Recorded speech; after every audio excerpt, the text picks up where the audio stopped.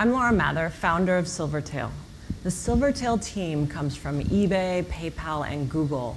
We understand the sophisticated attacks targeting your websites today. We build fraud protection software, and it protects websites from attacks like man in the browser and stolen accounts and even WikiLeaks. In fact, we're currently protecting about 5 million web sessions every day. I'm here to tell you about our new product, multi-tenancy or Forensics MT. But before I do that, I need to set a little bit of context. One of the greatest innovations in financial services technology in the last couple of years are the applications for these devices. These applications are great for 3 groups of people. It's great for your customers because it makes transacting online much more convenient. It's great for your teams because your customers don't go to the tellers as often, so your teams are more efficient. But it's great for a 3rd group. It's great for the criminals. It makes their attacks against your banking infrastructures much more effective. You may have heard of a man-in-the-middle attack, but what I'm here to talk to you about today is what's called man-in-the-mobile, or MITMO. In the man-in-the-mobile attack, your customer would decide they want to download the latest version of Angry Birds. It's a mobile application. They go to their marketplace, they search on Angry Birds, and they find something called Evil Birds. They figure this is probably the latest version of Angry Birds, and they download that. They're able to play Angry Birds, they're very happy, and the criminal's happy too, because when your customer signs in to the mobile banking application, the criminal takes the credentials off of the device and sends it to the criminal so that the criminal can use it. This is super powerful. For those of you who have already deployed mobile applications, how do you know whether or not you have a man-in-the-mobile attack against your infrastructure? Let's look at that.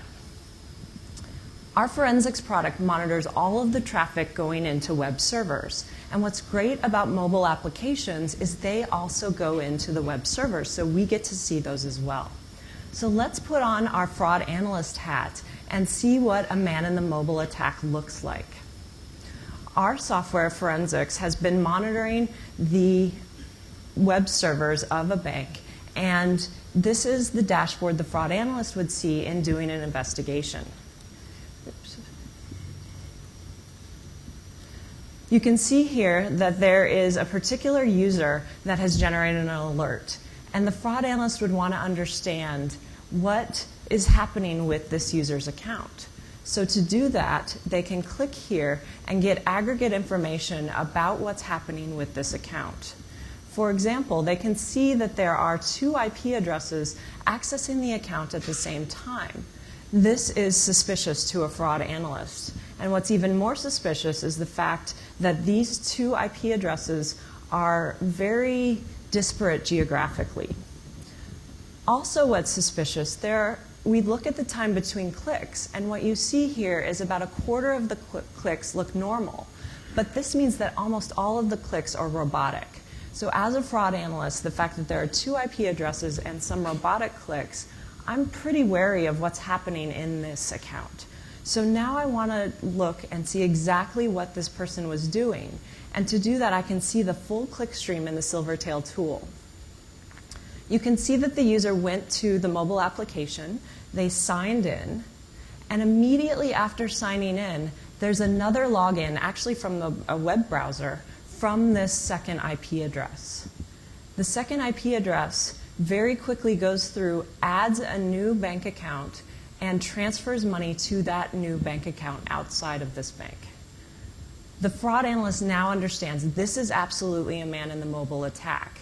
There's the mobile access, the login, which is correct, immediately followed by a second IP address that's also logging in and then transferring money out.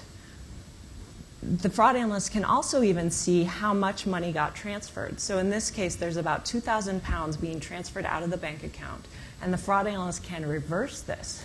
So within just a couple of minutes, we identified the attack, we investigated it, we understand it's man-in-the-mobile, and we've mitigated it. We've rectified the situation, saved the bank and the customer money.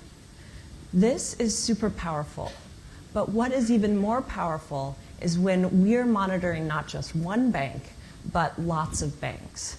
Earlier today, you heard some people talking about being a banking portal or aggregator.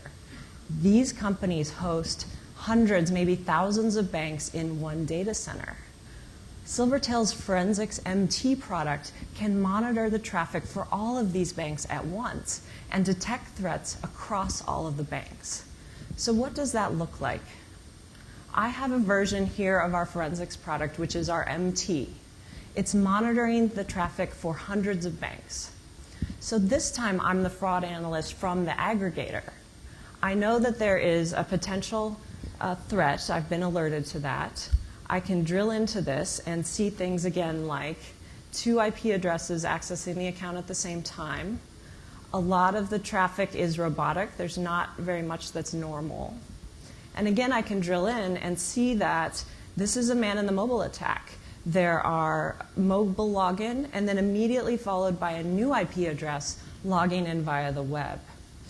So I know about this man-in-the-mobile attack, but what I want to know as the aggregator, is this happening to any of my other banks?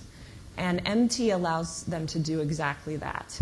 They can drill into these clusters or threat groups, and here that they can see that there are 8 accounts across all of my banks that are being hit by a man-in-the-mobile attack.